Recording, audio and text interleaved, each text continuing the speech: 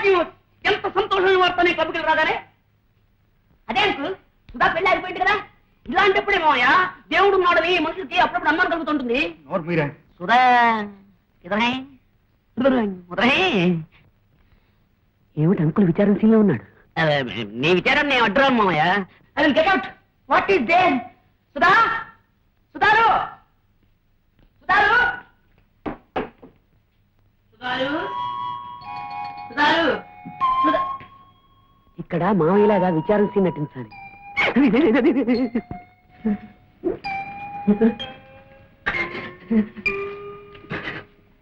సుధా, మామయ్య నీకు చేసిన అన్యాయానికి, మోహన్ చేసిన ద్రోహానికి నేను భరించలేకపోతున్నాను. నువ్వేం భయపడక. ఆ బ్రష్ లేతే. బ్రష్ ఇంత పొడుగు దిగింది, బ్రష్ అందుకోలేవా నువ్వు? ఇదిగో తీసుకో. ఇది పెళ్ళయిన తర్వాత నన్ను మొగుడుగా చూస్తుందో పెళ్ళంగా చూస్తుందో. నిన్ను పెళ్లి చేసుకుందామని 25 సంవత్సరాలు అడ్వాన్స్ గా పుట్టేశాను. అందుకని నేను ఫారెన్ వెళ్ళకపోవడానికి ఎదురు. మీ నాన్న వ్యవహారం మరీ మితిమీరిపోతుంది. ఫారెన్ అబ్బాయి కోసం మళ్ళీ అడ్వర్టైజ్ చేసేటట్టున్నాడు. నీకు కావాల్సిన పనులు, ఈ పనులు, ఆ పనులు ఎవరు చూడకుండా చేసి పెడుతుంటాను.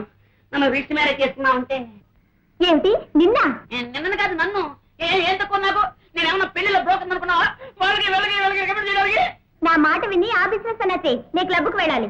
ఈ టైంలో క్లబ్బా? లేకపోతే ఏడుస్తూ కూర్చోమన్నావా? అసలు నన్ను చేసుకునే అదృష్టం అతనికి లేదు. బాయ్.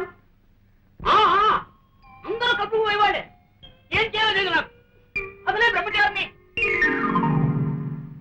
వాన వాన వెల్లువాయి కొండా కోన తుళ్ళిపోయి చెలియ చూపులే చిలిపి జల్లులై మేను తాకగా ఏదో ఏదో ఏదో హాయి.